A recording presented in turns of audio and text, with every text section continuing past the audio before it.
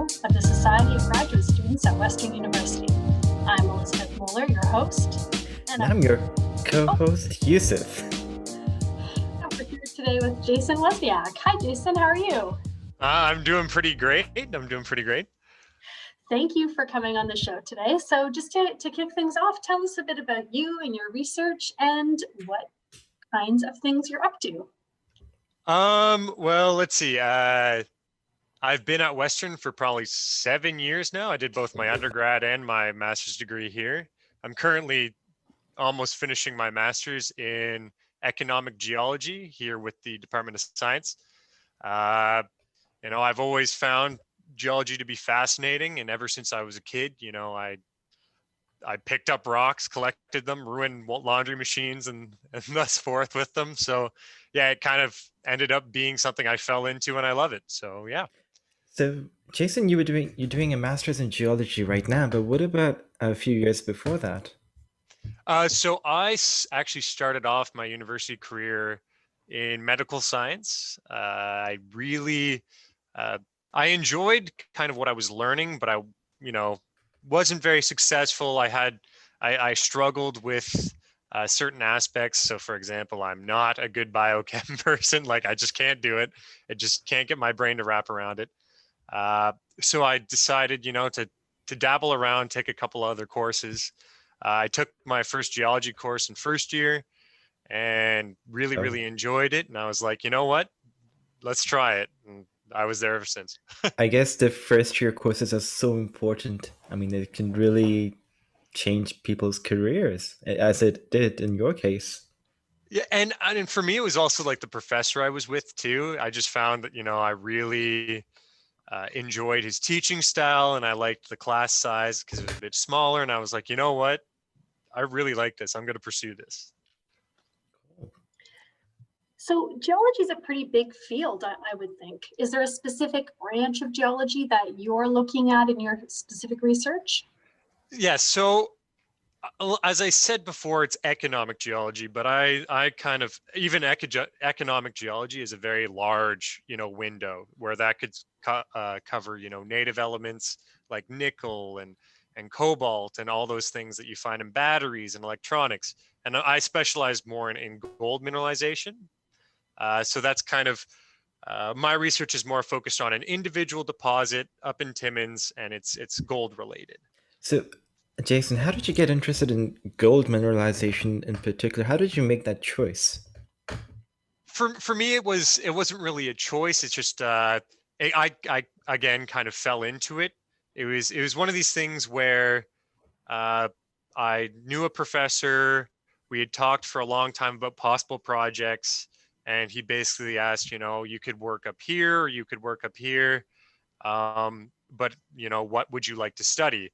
And I talked to a couple of the employers. I did a couple of interviews, and so I'm doing my master's research in conjunction with a company. And after the interview, I'm like, wow, I really like these guys. I want to work for them. And so it inevitably led me down the path to study gold for them. So Jason, imagine that you're with us, with Elizabeth and me, in an elevator. And somehow there's no COVID. That's a big assumption. And we're all going on the 30th floor, so we have plenty of time. Tell us about your research in a nutshell. So long story short, it's on a deposit up in Timmins called the Gold River deposit. It's unique in comparison to most of the other deposits you find in Timmins. My research is focused on basically telling the company and telling anyone who looks at my research and my supervisor and whoever wants to know where the gold is specifically in the deposit and how you can find it easily is basically the overall goal of what I'm doing. It's kind of different because a lot of people, when they think of like gold mineralization or like a gold deposit, they think it's gold in these veins, or you dig down and you find a big layer of gold in the ground. Actually, in reality, it's very much a more nuanced science, because gold could be in like pyrite or arsenopyrite or dissolved into certain minerals. And so you need to then analyze those minerals to see how much gold is in there and how much gold is in there. And then there's the whole business of alteration where, you're looking at, for example, in my research, the rocks are, 2.8 billion years old. Actually, they're more like 2.7-ish. But that's a 2.7 lot. what? Oh. Billion. Oh, okay. So they're very Wow. old. Yeah. So you have things that are that old that obviously water has gotten through and they've been squished and moved and rafted all across the earth. So you have to then look at what's happened to that rock and decipher, I now know what's happened to the rock. So where did the gold go? How did the gold move? Yeah. It's a very interesting kind of puzzle that you can solve. Why is it called the Gold River deposit?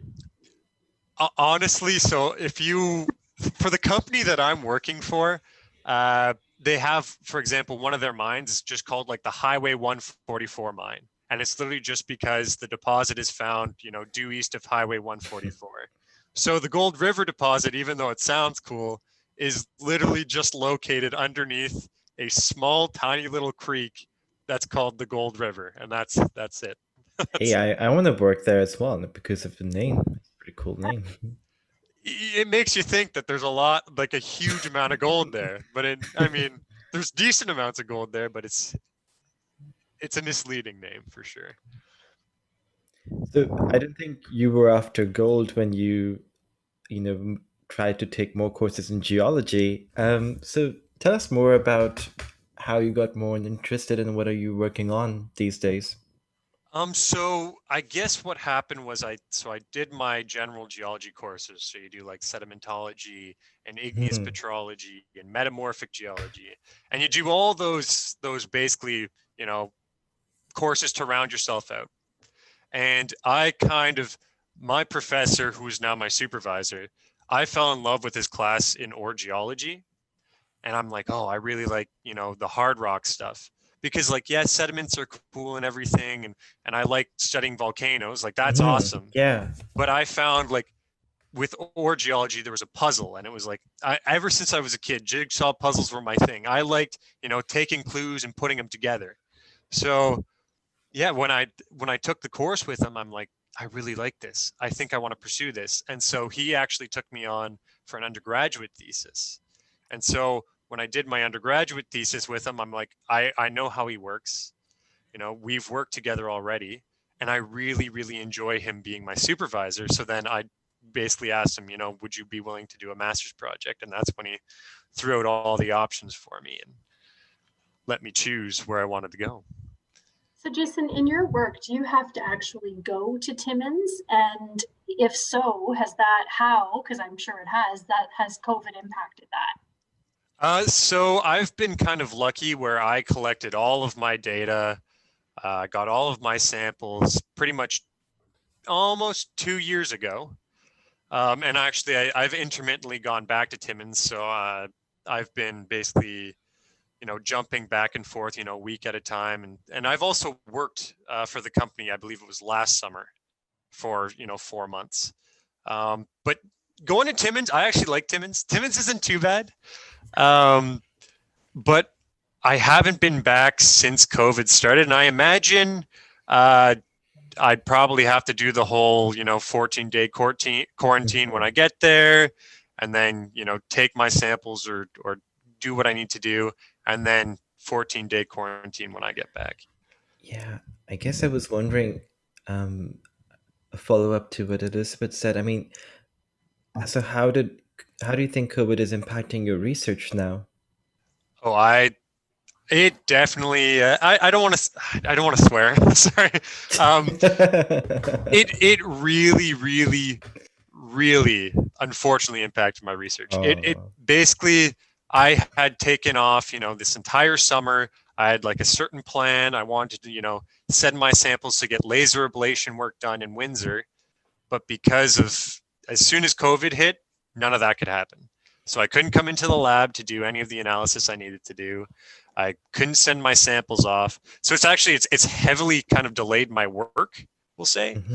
And we actually had to cut out the laser ablation data altogether because Windsor University still is not accepting samples from elsewhere. So, but do you think you're heading in a different path now in your research because of the limitations imposed by the current environment? I I I think we've already taken the path because I'm kind of finishing up here. But we basically redid a bunch of samples, and we looked because we're doing something called the electron microprobe. That's kind of the equipment we're using, and so we decided, you know what, we have this available to us. Let's just use it to the best ability, and we just took as many samples as we could, and we're like, analyze this, analyze this, analyze this.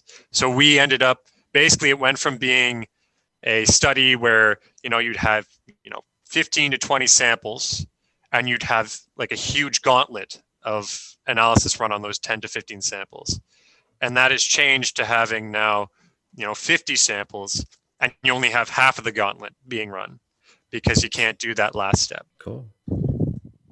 You mentioned laser ablation a minute ago. What is that? Yeah, so laser ablation is basically so my samples, like I was kind of hinting at before, it's not just gold in a vein, and it's not just free gold. Actually, in my deposit, it's gold in arsenopyrites and in pyrites.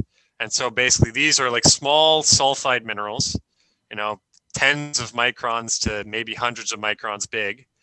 And all the gold is trapped within the crystal lattice of that mineral. So what laser ablation does is it basically, you take a laser and you zap a line into the sample, and basically you're burning away the sample, and the laser ablation uses a mass spectrometer. Long story short, it just weighs the weight of the atoms, and it divides them so that you can read what's in your sample. And it takes all of that data and it spits out, at this point in the sample, you had, this much gold and this much arsenic and this much sulfur and this much iron. And it basically, as the laser tracks along the mineral, it gets a good reading of every single point of that mineral of what's inside it. That's pretty cool that you get to do all of these things with these fancy equipment as well. I mean, many of us who are doing research, we just sit at our homes at times. I guess I'm telling you about myself and just think really hard. I mean, in my case, I do philosophy, for example. But yeah, so how does it feel to be a researcher and to travel and to have such a hands-on approach on these kinds of issues? I love it. It's the reason why I went into it. Nice. As soon as I first stepped into the lab, I'm like, I love this. I could do this all day. Because I actually have trouble sometimes sitting down and just, like, for example, thinking about something. I can't do it. I need something, like I said as a kid when I was with the jigsaw puzzles, I need things in front of me to kind of stimulate me in a way, right? Yeah. So what's the next step for you in your research? So I've finished up all of my, microprobe work. I finished up all my thin section work. For me right now, it's honestly just finishing the writing. My supervisor and I are kind of sending drafts back and forth, but yeah, it's just the writing now that I have to finish. I was wondering, are you involved in some sort of collaborative work? I can imagine you working with people in different fields of geology as well and learn from each other. I would say not directly with my research. Am I involved with like a collaboration, for example, with the sediments, the people, because I am working with altered sediments. So I mean, that would be the most realistic collaborative work I could do, would be like an analysis of the altered sediments. But I'm not doing any sort of collaboration. I mean, the biggest collaboration in my research would have to be the company that has helped provide the samples and helped support the research, because I actually go back to them and I send them a report, because in the end my analyses and my research benefits their knowledge of what they want to mine, right? So it's like a direct, there's a reason for me to finish this work, because they're helping pay for it, and I have to answer to them as well. So Are you hoping after you're done the writing to do some publications based on your work, or perhaps some teaching, or are you thinking you might like to work for a while? so I am definitely thinking of publishing. That's kind of why my supervisor and I are bouncing drafts back and forth. We're just trying to get proper formats for certain publications. Yes. Oh, that's so much fun, isn't it? Yeah. I'm not an English student. That's very clear. What about attending conferences? It's well, because you can't now because of COVID. Oh, yeah, But yeah, that's a different experience Yes. altogether. Yeah. there have been some awesome geological conferences. I was able to present at PDAC last year, which is a Prospectors and Developers Association of Canada. It's the biggest mining conference in the world, and it's held in Toronto, Oh, surprisingly enough. okay. But yeah, it was awesome. I love presenting. As if you can't tell, I'm good at talking. Yeah. So No, it's a lot of fun. sometimes I can't shut up. But yeah, no, I got to go to some great conferences. Yeah. So, your field work is in Ontario, but I was wondering if you had the choice, where else would you like to go? Any dream place that you'd like to study and learn more, that you think would shed more light on your research? Oh yeah. There's so many places. I mean, places of interest for my research, or just places of interest in general, because I I mean, think a bit of both, perhaps. so I mean, just north of Timmins, there's a mine called the Hoyle Pond mine, which I mean would directly relate to what I'm studying. But Cool. if I could go anywhere else, I'd want to check out the gold, if they would allow me, the gold mineralization in Russia, because they apparently also have some very similar deposits. Australia has some really cool gold deposits that I would love to study. Um, and I surprisingly, well, not surprisingly, um, but to kind of address your question further, geology has a great opportunity where they have field courses that you can go on. Oh, Um, okay. and a number of them are international field courses. So I was actually able to go on an international field course to Colombia in South America, and an international field course where we basically toured the entire like southwestern United States, give or take. And we kind of did a loop around the bottom. So I got to see a lot of cool stuff there.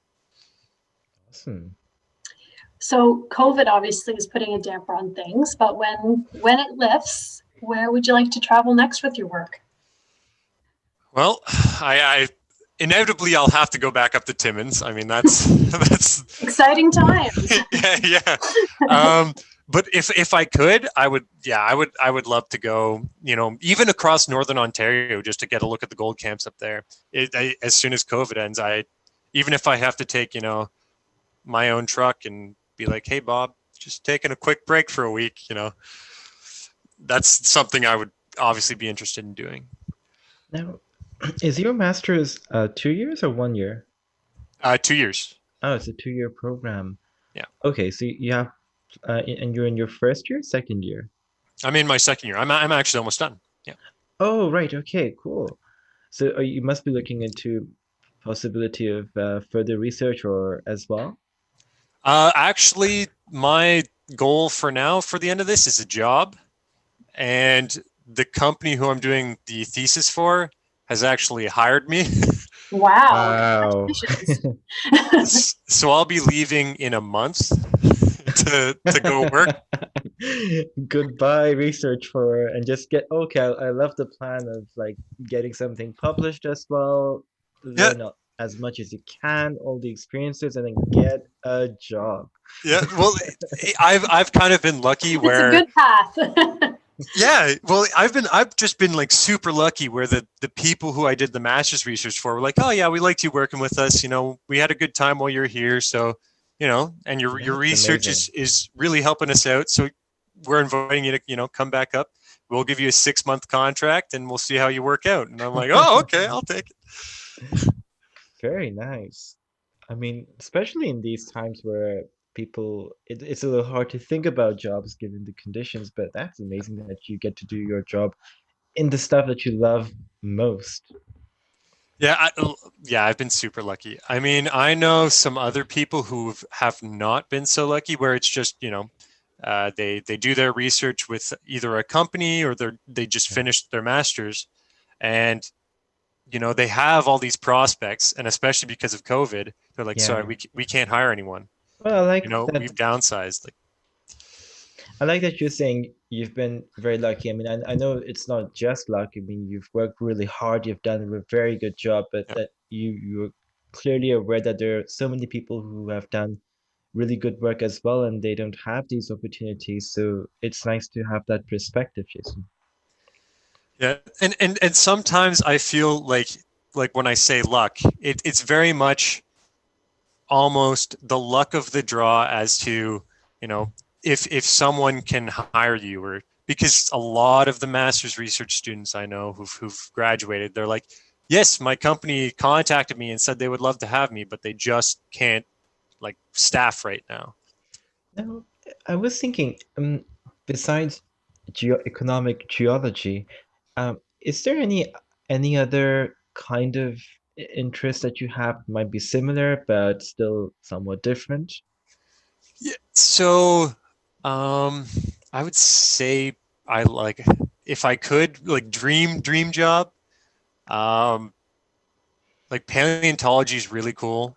I mean, but I don't really have the memory to memorize all the bones and stuff. But Yeah, yeah. I would either go into paleontology to look at like dinosaurs and stuff. I know that. Isn't that super cool to look at stuff that's so old and yet was living at a point? Yeah, it's pretty awesome. I actually have a good friend who's studying paleontology for his master's, Yeah. and he's smitten with, like, his favorite movie ever since he was a child is Jurassic Park. Like, Yeah. this kid is a born and bred paleontologist, so he's pretty awesome. But yeah, if not fossils and paleontology, I do like volcanology. I think, oh, cool. Yeah, I mean, I think movies help us to look into things a lot more. Like I know Indiana Jones a long time ago when I was very young. I was in grade seven and or maybe eight, I think, and they asked like, what do you want to do when you grow up? And I went, I want to be an archaeologist. And yeah. No, they're pretty cool jobs, and some of the stuff you can find is insane. Like, there's Oh. uh my friend, when we went out to Calgary, he found a big, like, an ammonite. So an ammonite's this old. Are you familiar with what a nautiloid is? No, nor an amyloid. Can you step back a bit and tell us what Yeah. those are? So it's basically, imagine a huge like shrimp, we'll say, A Mhm. shrimp. ex- except it's got a spiral shell like a snail. So it's kind Wow. of so it's kind of got like the octopusy, tentacly, like things of like snails and octopuses. Actually, it was a cephalopod, so it's more like a squid, but it's got the big shell on the outside. It sounds scary.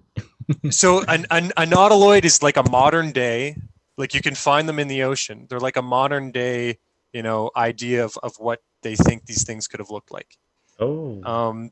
But an ammonite, it were these massive creatures that were in the ocean, and things like plesiosaurs and stuff would snack on them. But we went out to Calgary, and they have all the big, sediment flats and fossil flats where you can find these things. And there was an ammonite that I think was like half a meter wide, just Oh. absolutely huge. What? And you wouldn't think, you know, Wait, you saw it? yeah, like, they have Yeah. museums and stuff out there, Oh, but okay. they have just absolutely massive creatures where if you were to like go swimming and see it now, it'd just be like, nope, sorry, never swimming again. Yeah, no, I'll never swim again. Definitely. So, Jason, you mentioned something earlier I want to come back to, that you'd been hired by a company to do your thesis. Can you tell us a bit about that? Because I think most students, myself included, apply and work with a supervisor at a university, but we're not working for a company. So that's an interesting aspect to graduate school that I personally hadn't thought about before. Yeah, so I think with geology you kind of get the unique opportunity where, you know, a lot of your research can be directly applied to industry. So what happened in my case was this company had been looking at a deposit and they didn't understand a bunch of stuff, and the geologists there were like, hey, we need thin sections done, we need geochemistry done, we need, you know, uh, extra analysis done on all of these samples, but they don't have the facilities to do it. So my supervisor, who's in contact with this company, was like, hey, you know, I have a master's student. He'd probably be a good fit for your project. He'd be a good fit for working with you guys. How about we work on your project? So it kind of becomes almost like a give and take between the industry and, you know, academia, where they have all the questions and we have the ability to answer those questions because they're not going to do all these analyses because they're too expensive. I mean, they could try sending it to universities, but then they don't have, you know, someone to make sense of, you know, all the analytical data. So it kind of becomes kind of an opportunity for a student. You know, here's basically the project, and, you know, go ahead and do the work and let us know what the results are. We're almost at the end of this session. It was super exciting to learn so much about uh, geology in this domain, uh, and also to know more about Ontario terrain as well. Before I ask you about the social media links that you might have to share, do you have any advice that you can give to others? Yeah, so I would say something that I learned from my master's and my undergrad and everything else: do what you love. Like, it doesn't matter what anyone else says. You know, you can find what you love and you can do it, and you can eventually make a career out of it. Because there's a lot of people who get, you know, they get stuck and they don't know what to do. So my overall advice is, yeah, just do what makes you happy. I think that's superb Great advice. advice. I mean, that's what I did, and that's true for me as well in terms of doing philosophy. Um, would you like to share any social media link that with all of us? Yeah, so I think I have a strong inclination you can find me on Instagram as I think it's J_Woz, J_WOZ or something like that. Cool. And then I've worked closely with Western University's Society of Economic Geologists. It's a great club and it's a great opportunity to, you know, learn about economic geology if you don't know about it. Um, and that's on Instagram as SEG .lsc. Great. Thank you so much, Jason. You've Yeah. been listening to Gradcast, the podcast and radio show of the Society of Graduate Students at Western University. I'm your host, Elizabeth Mohler, and I'm joined by my co-host, Yousuf. The show was produced by Ariel, and we were fortunate enough to have Jason Wozniak on to tell us all about rocks and geology. If you want to hear more podcasts like the one you've heard today, you can find us on YouTube channel.